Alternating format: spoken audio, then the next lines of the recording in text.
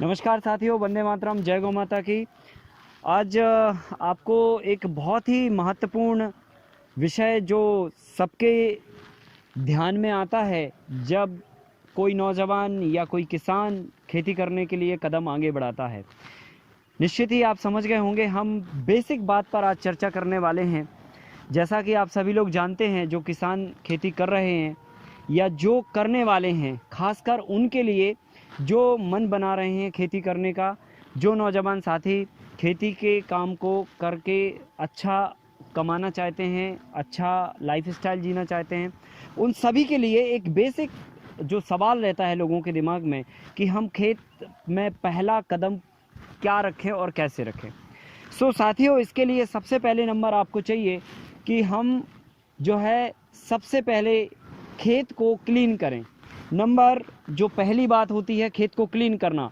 जब भी आप किसी भी फील्ड पे अपना कदम रखेंगे, खेत चाहे आपके जिस भी तस्वीर में हो, उस तस्वीर को आपको क्लीनिंग में बदलना है। और क्लीनिंग करने के लिए सबसे पहले आपको चाहिए कि अगर आपके खेत में मोटी घास खड़ी हो या कोई भी किसी भी तरह का खरपतवार हो या किसी भी तरह के कोई छोटे मोटे झाड़ झंकाड़ हों, उस तरह की सारी चीज़ों को, अलग अलग तरह के औजार होते हैं, उन औजारों से आप उस फील्ड को, उन चीज़ों को खेत से हटाएंगे। और क्लीन करने के बाद आपको उस पर जुताई करनी होती है। बेसिकली आपको जुताई जो करनी है वो लगभग 9 इंच तक की मिट्टी आपको खेत से निकालनी चाहिए। 9 इंच तक की मिट्टी ही उपजाऊ होती है, या हम ऐसा कह सकते हैं कि जो सनलाइट पड़ती है, उस सनलाइट से जो मिट्टी रिचार्ज होती है या प्रभावित होती है, या हम ये भी कह सकते हैं कि जो मिट्टी में उत्पादन देने की क्षमता होती है, वो मिट्टी 9 इंच तक की ही होती है। और ज़्यादातर अक्सर फसलों की जो रूट जोन होती है, अक्सर जो फसलें होती हैं जो हम खेतों में जनरली लगाते हैं, उन सारी फसलों की जो जड़ें होती हैं वो लगभग 9 इंच तक की गहराई तक जाती हैं। हमारे लिए 9 इंच तक की गहराई की जुताई होना आवश्यक है। अगर आप किसी भी तरह की फसल लगा रहे हैं, एक आइडियली आप पैरामीटर फिक्स कर लीजिए, 9 इंच तक की आपको हमेशा जुताई खेत में करनी है। और जो भी आपके खेत में घास खड़ी है, कचरा खड़ा है या जो भी खड़ा है, उसे कृपया जलाएं ना, उसे काट कर, उसे क्लीन कर कर खेत से बाहर साइड में करें और फिर उसकी कटिया करके, छोटे छोटे पीसेस करके उसका कंपोस्ट बना लें। वो एक अलग प्रोसेस है, पर सबसे पहले नंबर आपको चाहिए कि हम खेत को क्लीन करें। क्लीन करने के बाद फिर हम उस पर जुताई करेंगे।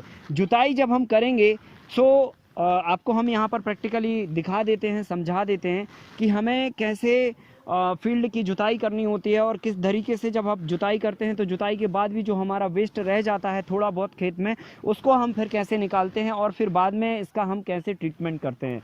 पहला जो हमारा स्टेप है खेती में कदम रखने में, वो है खेत की क्लीनिंग और ट्रीटमेंट। आपने यहाँ पर देख पा रहे होंगे, जैसा कि हमने यहाँ पर खेत को जोता है, पहले इसकी घास हमने हटाई हुई है। घास हटाने के बाद जो है ना, इसको फील्ड को पूरी तरह से हमने क्लीन कर लिया है।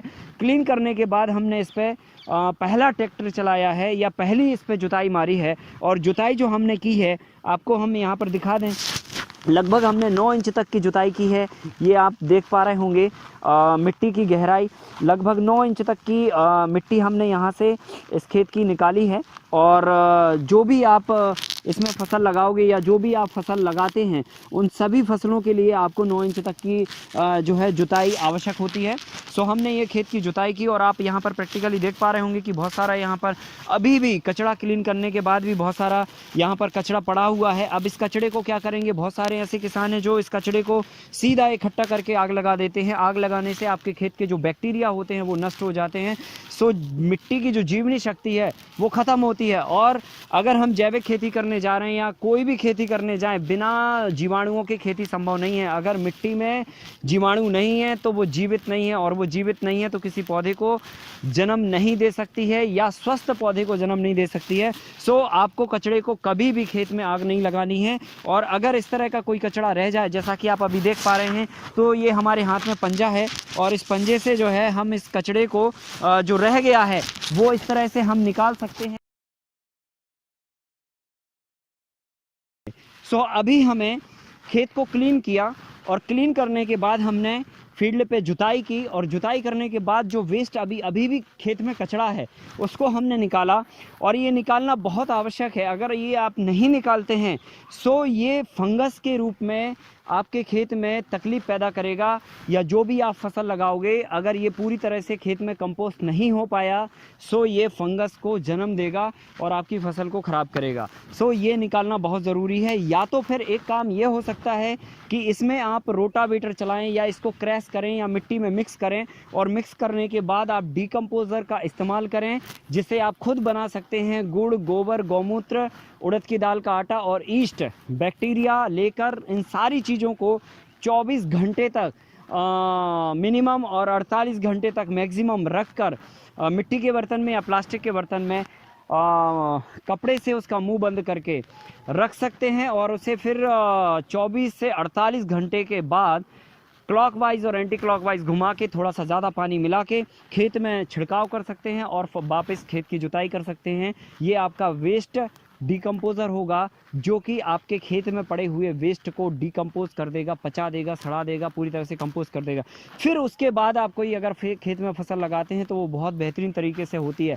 अगर ऐसा नहीं कर पाते हैं, आपके पास वक्त कम है, आप 10 से 15 दिन तक के लिए फील्ड को नहीं छोड़ सकते हैं, सो फिर आपको इस तरह से कचड़े को क्लीन करके खेत में से हटाना होगा। नहीं तो ये कचड़ा जाके मिट्टी में फंगस को क्रिएट करेगा। जब तक ये पचेगा नहीं तब तक फसल को फायदा नहीं करेगा। पहला जो हमारा स्टेप है खेती में कदम रखने का वो है क्लीनिंग और ट्रीटमेंट। सबसे पहले नंबर हम खेत को क्लीन करेंगे, पहली जुताई करेंगे, फिर उसका ट्रीटमेंट करेंगे।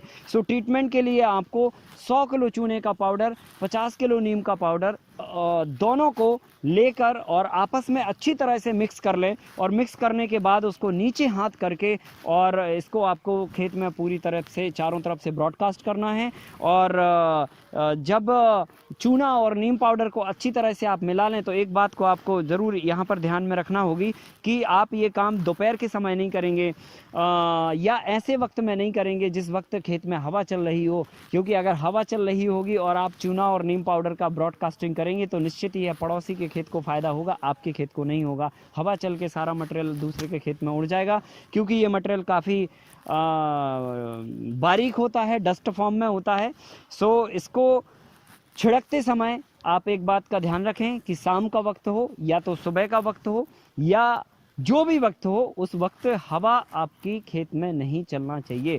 अगर ये आप बात का ध्यान रखते हैं तो निश्चित ही आपके चूना पाउडर और नीम पाउडर के ट्रीटमेंट का फ़ायदा आपके खेत को ही मिलेगा। सो अब हम आपको यहाँ पर बता रहे हैं या दिखा रहे हैं प्रैक्टिकली कि किस ढंग से हम चूना पाउडर और नीम पाउडर को एक साथ में मिलाते हैं। ये हमारा नीम पाउडर है, ये हल्का सा इसमें समझ लो कि लगभग 5 से 10% के आसपास का मॉइस्चर रहता है, क्योंकि ये जो निबोली होती है, निबोली से हम ऑयल निकाल लेते हैं, और ऑयल निकालने के बाद जो खल बचती है उस खल को हम ग्राइंड कर लेते हैं। ग्राइंड करने के बाद ये पूरा पाउडर बन जाता है, और पाउडर बनने के बाद इसे हम खेत में इस्तेमाल कर सकते हैं। सो सामान्यतः ये आपको दुकानों पे मिल सकता है, लेकिन अगर नहीं भी मिल पाए तो आसपास अगर आपके पास नीम के पेड़ लगे हों तो नीम की पत्तियों को आप कलेक्ट कर लीजिए, और लगभग 200 किलोग्राम के आसपास गीली पत्तियों को लेकर उनको कंपोस्ट कर लीजिए, और कंपोस्ट करने के बाद कुछ मिट्टी में मिला के और चूने के साथ में आप मिला सकते हैं। सो ये भी एक तरीका है सामान्य और बहुत आसान है, जो आसानी से सब कोई कर सकता है। सो नीम पाउडर का ये आपको मैंने बता दिया, और चूना पाउडर जो है ये पत्थर से बनता है। सो लाइम स्टोन जो होता है, जो घरों में हम लाते हैं और उसे पानी में भिगो के दीवारों पर पेंट करते हैं, वही चूना है। बस उस चूने में जो हल्की सी नमी आ जाती है, सो नमी के कारण वो पत्थर फूट जाता है, और फूटने के बाद जो है ना वो पाउडर बन जाता है, डस्ट बन जाता है। सो ये चूना पाउडर कहलाता है, और इसे आप जनरली हार्डवेयर की दुकान से ले सकते हैं। लेकिन आप इसमें एक चीज़ का सावधानी रखें, जब भी आप चूना पाउडर लें सो ये ध्यान रख लें कि ये वास्तविकता में चूना पाउडर है भी या नहीं, या ग्रेनाइट पाउडर है। जनरली सफ़ेद के रूप में जो है ना हमें ग्रेनाइट पाउडर भी कभी कभी मिल जाता है। सो इसके लिए आप हाथ से टेस्ट कर सकते हैं, एक सामान्य प्रोसेस है। आप उंगली से थोड़ा सा मॉइस्चर लीजिए और इसको टच करके और वापस उंगली से टच करेंगे तो आपको अगर तीखापन लगता है, और जैसे ही आपको तीखापन लगता है समझ लो वो चूना पाउडर है, आप उसे ले सकते हैं। जनरली ये आसानी से आपको हार्डवेयर की दुकान पे मिल जाता है। और इसको फिर ये देखिए, ये चूना पत्थर है और ये लाइमस्टोन है, और बेसिकली ये जो है पेंट के लिए इस्तेमाल होता है, इसी को खाने के लिए इस्तेमाल करते हैं, और इसी के लिए हम खेत में भी इस्तेमाल करते हैं। और अगर मान के चलो चूना पाउडर आपको ना भी मिले तो आप लाइमस्टोन भी खरीद सकते हैं, चूना पत्थर भी खरीद सकते हैं, और ख़रीद के इस पे पानी के कुछ छींटे मार दीजिए, थोड़ी देर में ये पूरी तरह से बिसक जाएगा, मतलब फूट जाएगा और पाउडर बन जाएगा, और फिर इसे आप इस्तेमाल कर सकते हैं। सो अब हम आपको दिखा रहे हैं कि यहाँ पर हम कैसे चूना पाउडर और नीम पाउडर को आपस में मिक्स कर लेते हैं। और पूरी तरह से ये हमने इसको मिक्स किया है एक रेशो में, 100 किलो चूने का पाउडर और 50 किलो नीम का पाउडर। देखिए ये हमने पूरी तरह से मिक्स कर लिया है चूना और नीम पाउडर को प्रॉपरली, जिसमें आपको चूना अलग नहीं और नीम पाउडर अलग नहीं दिख पा रहा है। ये अलग ही कलर बन गया, एक ग्रे कलर बन गया। सो अब हमें इसे खेत में डालना है, और इसे डालने से पहले मैं आपको एक दो बातें बता दूं कि इसको डालने से पहला फ़ायदा तो हमें ये होता है कि जब हम कैल्शियम खेत में देते हैं तो बेसिकली नाइट्रोजन तत्व आपकी ज़मीन में काम करना चालू कर देता है। लगातार पिछले 60-70 वर्षों से हम लगातार यूरिया का इस्तेमाल कर रहे हैं, और यूरिया के इस्तेमाल करने के कारण हमारी ज़मीन का जो चूना है या कैल्शियम तत्व है वो ख़त्म हो चुका है, क्योंकि जब नाइट्रोजन तत्व ज़मीन में काम करता है तो चूना ख़त्म होता है, चूने की रिक्वायरमेंट ज़्यादा होती है, और चूना अगर हम नहीं डालते हैं तो नाइट्रोजन तत्व ठीक से काम नहीं करता है, सो पौधे की ग्रोथ अच्छे से नहीं हो पाती है। सो इसलिए भी हमें ये ज़रूरी है कि नाइट्रोजन तत्व अच्छे से काम करे, ठीक से काम करे। सामान्य स्थिति में 6.5 से 7.5 के पीएच वाली मिट्टी में आपको 100 किलोग्राम प्रति एकड़ के हिसाब से चूना पाउडर, 50 किलोग्राम प्रति एकड़ के हिसाब से नीम पाउडर, दोनों का मिक्सचर करके ट्रीटमेंट देना है।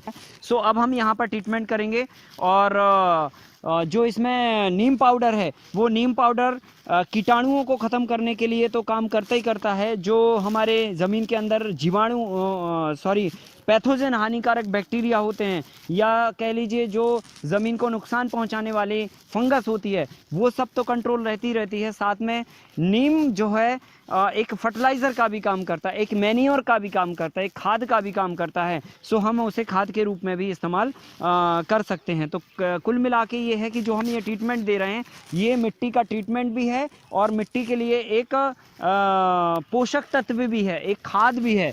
अब हम यहाँ पर जो है चूना पाउडर को और नीम पाउडर को ब्रॉडकास्ट करेंगे, और ब्रॉडकास्ट करते समय आपको ये ध्यान रखना है आपकी मुट्ठी भरी होना चाहिए, और मुट्ठी जो है ना बिल्कुल एकदम ज़मीन से सट के होना चाहिए। आप कितना भी करेंगे फिर भी ये जो है उड़ेगा।